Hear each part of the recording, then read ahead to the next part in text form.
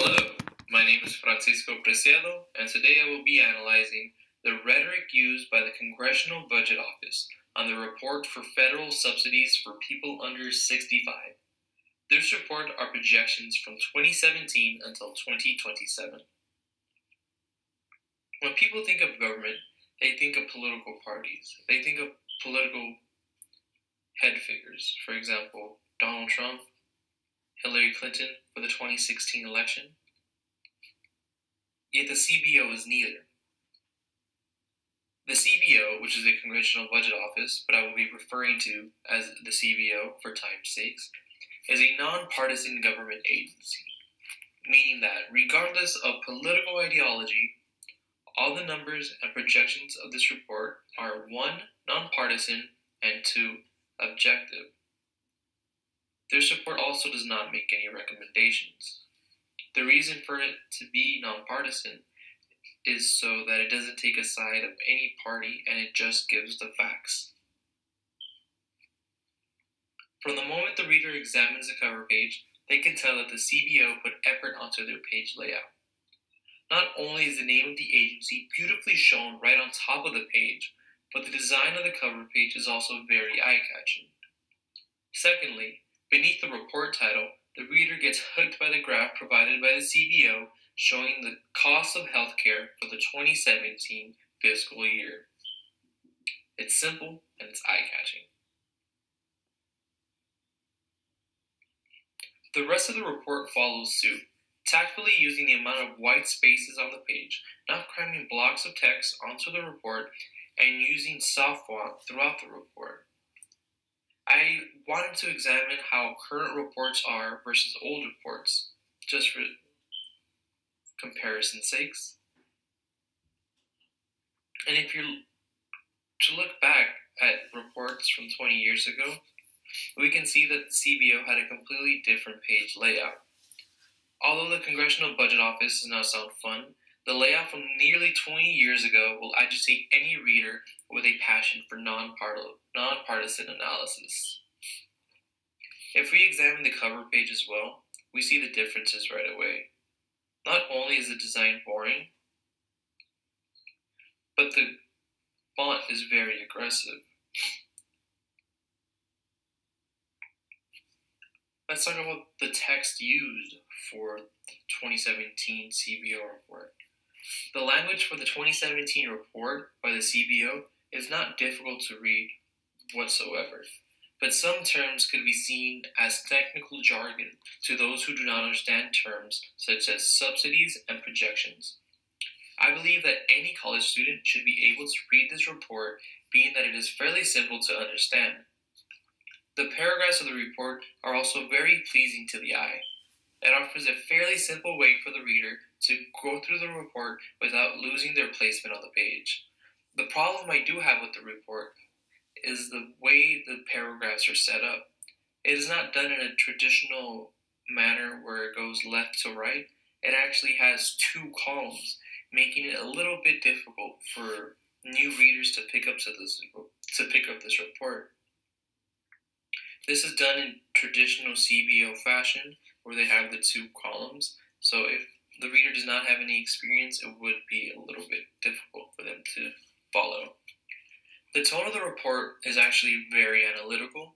It mentions previous data gathered from the CBO in relation to the Affordable Care Act, and it projects the possible financial impact within the next 10 years to the United States.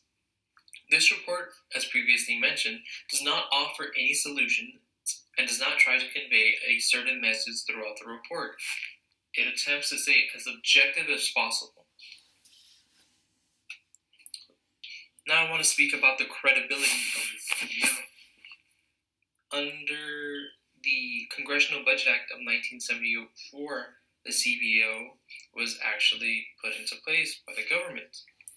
And according to the Congressional Budget Office's website, since 1975, CBO has produced independent analysis of budgetary and economic issues to support the congressional budget process.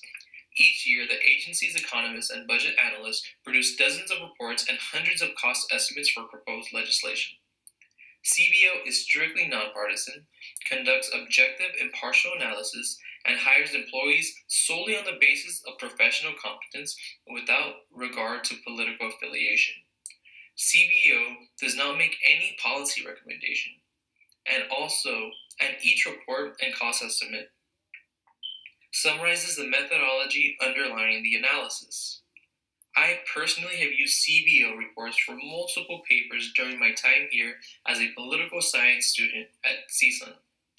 I have not had any issues from the information provided by the CBO and have been praised by citing the CBO. I want to highlight Jessica S. Banton. Jessica Banton is a Deputy Assistant Director from the CBO. She received her bachelor's in sociology from Harvard and her PhD in economics from the University of Maryland. In the year 2000, Banton received the Article of the Year from Agency for Healthcare Research and Quality, further supporting that the individuals hired at the CBO are highly credible, respectable, and are educated. Next, I would like to speak about the visuals used on the CBO report. The authors of the CBO report use graphs throughout the report rather than visuals. In a report like this, pictures would detract from the goal of being objective. As you can see from the graph, it is easy to follow the data. The bar graph to the left shows the cost of health insurance subsidies for the 2017 year. The figure on the right includes the total impact of federal subsidies associated with health insurance until the year of 2027. Let's speak about some of the research done for this report.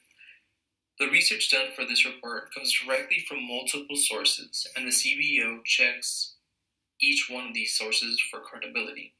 For example, the Employee Benefit Research Institute is used to analyze employee-based coverage for this report. The research is also done by looking into the Affordable Care Act itself, and is also done by looking at previous reports published by the CBO.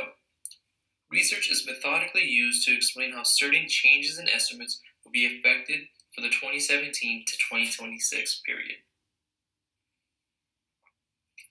In closing, this report from the CBO shows beautiful report writing. It does not only project the cost of the Affordable Care Act until 2027, but it does it in an objective way.